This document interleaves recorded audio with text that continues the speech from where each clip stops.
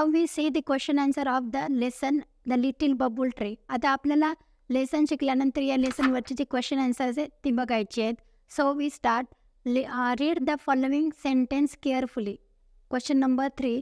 आता इथे तुम्हाला काही सेंटेन्स दिलेले आहेत ते तुम्हाला केअरफुली रीड करायचे. Childrens do not like thorns, childrens like flowers. आता तुम्हाला एका ठिकाणी न आवडलेली गोष्ट दिलेली आहेत आणि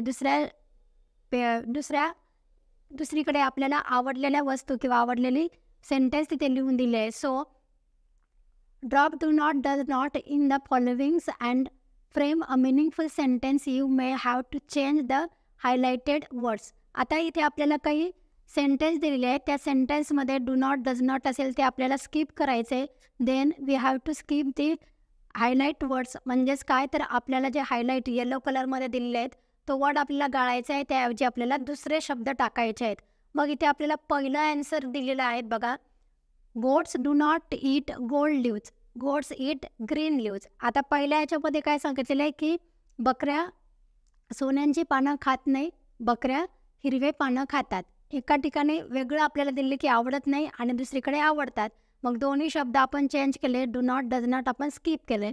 so the second sentence is thieves do not steal glass leaves. आता चोर काचाची पानं तोडू शकत नाही. मग thieves do not steal glass leaves. मग इथे आपल्याला डू नॉट काढून टाकायचं आहे आणि ग्लास लिव्जच्या ऐवजी आपण इथे गोल्ड लिव्ज लिहू शकतो. थीव्स स्टील गोल्ड लिव्ज म्हणजे चोर सोन्याची पानं तोडतात. मग असे आपल्याला पूर्ण सेंटेन्स कंप्लीट करायचे आहेत. He does not play cricket, he plays kabaddi और ही प्लेज हॉकी असं आपण लिहू शकतो. And last one is a lion does not eat grass, a lion eats dead animal असं आपण म्हणू शकतो. Then second questions. Now use do not does not and in the following sentence and frame meaningful sentence. आता याच्या oppose करायचे आपल्याला does not do not टाकायचं आहे. मग पहिला क्वेश्चन आहे I like mangoes, I do not like frogs असं दिलेलं आहे. Second one is you travel by bus, you do not travel by train असं म्हणू शकतो आपण. Then third one he gets up at 3:30 clocks. तिथे आपल्याला उत्तर दिले he does not get up at 6:30 o'clock. Then a rabbit has a short tail, a rabbit has a long tail असं पण म्हणू शकतो आपण.